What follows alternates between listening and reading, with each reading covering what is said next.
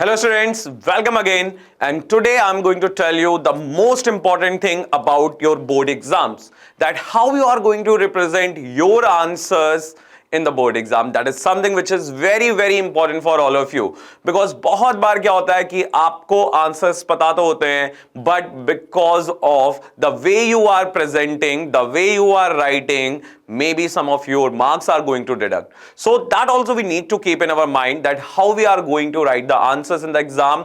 So when the examiner is going to check the copy, he's definitely going, he or she, whatever it is, they are going to impress from your answers, right? So let's start it very quickly. Or any other doubt, any other query if you are having in this particular part, you can definitely tell me to me in the chat box. Chaliye. So the thing which we are going to discuss, how to present your answers in the exams, and basically the paper presentation in exam to score 95%, how topper write their answers. ठीक है, तो ये ऐसा नहीं है, हम लोगों ने बहुत चीजें नोटिस करी हैं. Even when we also used to give the exams, हमें भी ये चीजें पता होती थी कि हाँ कैसे हमको लिखना है. ठीक है, सो चलिए, पहला पॉइंट यहां पे इंपॉर्टेंट है बच्चों, एक्सप्लेन द कॉन्सेप्ट और सॉल्यूशन क्लियरली. ठीक है, जैसे कि अभी आपने देखा होगा कि जो लास्ट क्लासेस बच्चे हमारी अटेंड कर रहे थे, हम वहां पे सैंपल पेपर सॉल्व कर रहे हैं, right.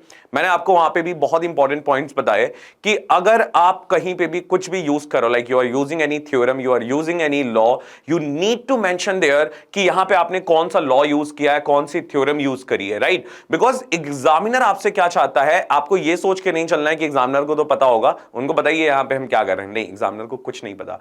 Consider them like they are just maybe 8th-9th grade student, and you are explaining them some concept.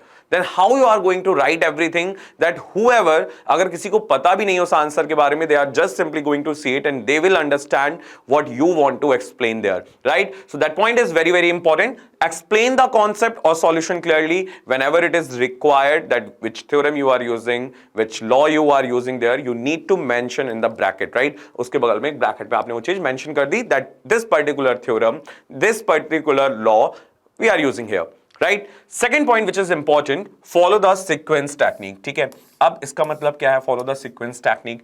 You need to go with the sequence. आपको अपने आंसर्स एक सीक्वेंस में लिखने हैं. ऐसा नहीं करना है कि पहले आपने लॉन्ग आंसर टाइप क्वेश्चंस उठा लिए, उनका आंसर लिखा, फिर शॉर्ट पे आए. नहीं, ठीक है, टाइम आपको बराबर डिवाइड करना है. और ये बिल्कुल भी आपको परेशानी होना, बहुत इनफ टाइम मिलता है. पेपर जो आपके आते हैं वो आपके इस अकॉर्डिंग ही आते हैं कि आप उसको 3 आवर्स में कंप्लीटली लिख सकते हैं, और आप अपने आंसर्स को वापस से रीचेक, रीवेरीफाई कर सकते हैं कि कोई क्वेश्चन मैंने कहीं छोड़ तो नहीं दिया है. ठीक है, अब सीक्वेंस टेक्निक में आप पूछोगे सर अगर मिडिल का कोई क्वेश्चन नहीं आ रहा तो क्या करें.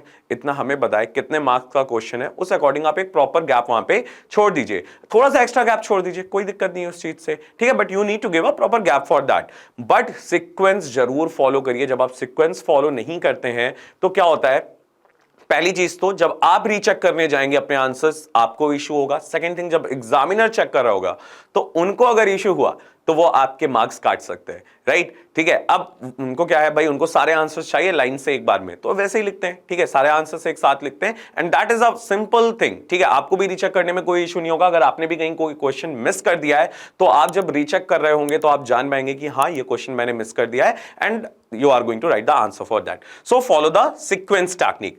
Third thing is writing. अब इस चीज को लेके बहुत डाउट भी है बच्चों में, सर मेरी राइटिंग, हैंड राइटिंग उतनी अच्छी नहीं है, तो क्या कर सकते हैं हम उसके लिए. ठीक है, देखो बच्चों, राइटिंग का फर्क डेफिनेटली पड़ता है, बट इट्स नॉट कि अगर आपकी राइटिंग मतलब आप उतना अच्छा नहीं लिख पा रहे हैं, तो you need to remember these 3 points in your mind. What are these 3 points? First thing, जो भी आप लिख रहे हैं वो रीडेबल होना चाहिए. ठीक है, अब अगर आपको पता आप उतना अच्छा नहीं लिख पाते हो, या कोई भी आपको इशू है, कभी कभी होता है हैंड राइटिंग, आप जितना भी इंप्रूव करने की कोशिश करो नहीं हो रही होती है, कोई बात नहीं. अभी हमें फोकस करना है अपने बोर्ड एग्जाम्स में, हैंड राइटिंग बाद में भी इंप्रूव कर लेंगे. तो आपको एटलीस्ट ऐसा लिखना है कि वो रीडेबल होना चाहिए. अब रीडेबल आपको सर कैसे लिखें, फिर प्रॉपर स्पेसिंग दो आप अपने वर्ड्स के बीच में. ठीक है, और अगर आप नहीं लिख पा रहे हो, आप उनको थोड़ा सा स्पेस देके लिखो. बेसिकली आप बोल्ड लेटर्स में भी लिख सकते हैं. ठीक है, तो ये चीज आपको याद रखनी है. सेकंड थिंग, अंडरलाइन करो इंपॉर्टेंट पॉइंट्स पे. अब ये बात आ गई कि कहां पे आपको फोकस करना है. बेसिकली जो आपके इंपॉर्टेंट पॉइंट्स हैं, जो आपके इंपॉर्टेंट कीवर्ड्स हैं, if you are mentioning the Ohm's law, you need to underline the part which is important there. The current is directly proportional to the potential difference applied across the conductor. You can underline that part, right? So that is something which is very important. अगर आपने कहीं पे कोई question solve किया है या numerical solve किया है, and if you are using any theorem, any law there, you can underline that part. Okay, so examiner is able to see that because वो वही keywords ही ढूंढ रहे हैं, ठीक है? If you are writing some answer, they want to see that keywords only, that you need to you mention that or not. Like if I'm talking about the Ohm's law, the very important thing which students usually get forget, that they are not mentioning about the physical conditions are constant. Write the physical conditions are constant and underline that part, right? So important keywords, important formulas that you need to underline. Third thing, cutting. You should avoid the cutting. Cutting नहीं करनी है. अगर कहीं requirement भी पड़ जा रहा है, जैसे मैंने मान लीजिए ये कटिंग वर्ड ही गलत लिखा है, तो I need to just cut it with a single line, ठीक है? अब उसमें आप कुछ भी डिजाइन बनाने की कोशिश मत करो, उसमें व्हाइटनर यूज मत करो, सिंपल से एक सिंगल लाइन से आपको कट कर देना है एंड आप उसमें आगे बढ़ सकते हो अपने वर्ड को करेक्टली मेंशन करके. वो भी बहुत क्लियरली करना है आपको, ठीक है? अब नेक्स्ट पॉइंट आपका आता है बच्चों, how much we need to write, ठीक है? कितना लिखना है. अब ये पॉइंट मैं पहले भी कुछ शॉर्ट वीडियोस जो आपके लिए लेके आया हूं, वहां पे मैंने मेंशन किया है, राइटिंग टू लिटिल और writing too big, that is also going to deduct your marks, right? तो यहां पे भी आपको इतना अंडरस्टैंडेबल होना चाहिए कि जितने मार्क्स का क्वेश्चन है आपको उस अकॉर्डिंग ही अपना आंसर लिखना है. अब मैं कहूं 2 मार्क का क्वेश्चन है, आपने उसमें पूरा 5-6 लाइनें 7-8 लाइनें लिख दी, तो क्या आपको एक्स्ट्रा मार्क्स मिलेंगे? नहीं, बिल्कुल नहीं, ठीक है? अब वही 5 मार्क्स का क्वेश्चन और वो आपने 3 लाइनों में कर दिया या 3 लाइनों में एक्सप्लेनेशन कर दिया, उसका हो ही नहीं पाएगा पहली बात तो, बट आपने कर भी दिया, तो क्या आपको वहां पे पूरे मार्क्स मिलेंगे? डेफिनेटली नहीं मिलेंगे.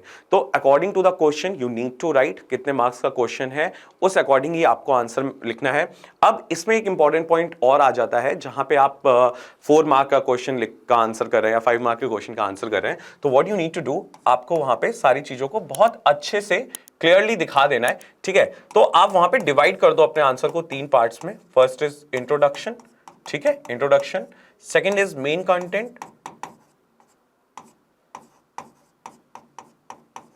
And third one is conclusion, ठीक है? तो ये 3 पार्ट्स में आपको बच्चों इसको डिवाइड कर देना है, ठीक है? Introduction, main content and conclusion, ये 3 पार्ट्स में आपको डिवाइड करना है अपने आंसर को. कहीं भी आप लॉन्ग आंसर लिख रहे हैं तो इन 3 चीजों का बहुत अच्छे से याद रखना है. अब इसमें एक पॉइंट और इंपॉर्टेंट हो जाता है, जो आप मेन कंटेंट लिख रहे हैं उसको आप पॉइंट वाइज मैनर में लिखें अगर पॉसिबल है, ठीक है? इसको आप पॉइंट वाइज मैनर में लिखो. जब आप इसको पॉइंट वाइज मैनर में लिखोगे तो आपके आंसर और क्लियरली विजिबल होकर आएगा एग्जामिनर को, and definitely you are going to get full marks there, right? So that is also very important. The next thing, time in which you need to complete the exam. At least आपको exam complete कर लेना है 2.5 our या 2 hours 45 minutes में. Last के 15 to 20 minutes तो definitely आपको चाहिए अपने सारे आंसर्स को रीचेक रीवेरीफाई करके सब कुछ क्लोज करने के लिए, ठीक है? अब वो जो लास्ट टाइम आप रीचेक करोगे वहां पे आपको ये देखना है आपने सारे क्वेश्चंस का आंसर लिख दिया है, आपको मैच कराना है क्वेश्चन के साथ. कहीं आपने ऐसा तो नहीं लिख दिया कि कोई आंसर मेंशन करा है, वहां पे क्वेश्चन नंबर आपने लॉन्ग लिख दिया है. ये सारी चीजें आप लास्ट के 15-20 मिनट में चेक करोगे. तो लास्ट में एटलीस्ट आप ये मान के चलिए कि आपको अपने लिए 20 मिनट का टाइम बचाना है और सारी चीजों को करना है. अब इसके लिए मैंने आपको एक सिंपल सा चीज बताई थी कि आपको इसकी प्रैक्टिस करनी है. क्या मैंने बोला था आपसे? आप अभी भी प्रैक्टिस कर सकते हो. मैंने आपसे 2 चीजें इंपॉर्टेंट कही थी, 10 sample paper for each subject,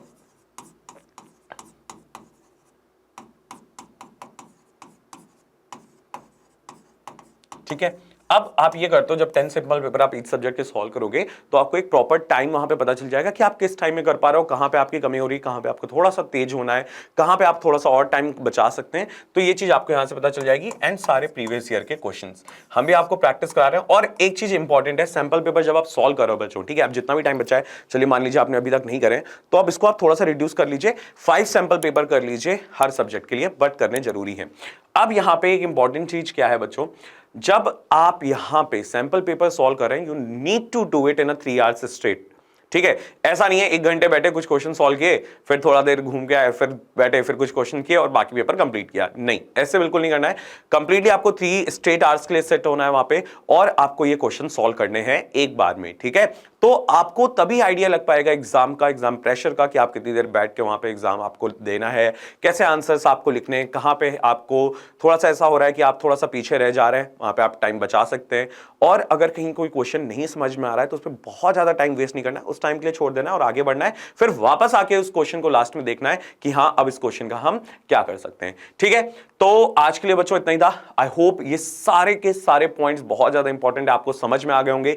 कहीं पे भी अगर अभी भी कोई कंफ्यूजन है, definitely you can ask your doubt, you can ask your query in the comment box and I will be there to answer you. अगर उसके लिए एक सेपरेट वीडियो की जरूरत होगी तो definitely we will make it and we will address it to you. Thanks all the best for your exams, and definitely anytime you are feeling like that, no, we require some help, please come here in the live classes as well, and also you can let us know your doubt, your query in the comment boxes. Thank you all, thanks again. So that much we are going to do today. In the next class we are going to come up with some more important points, so stay tuned with us. Bye everyone, have a great day.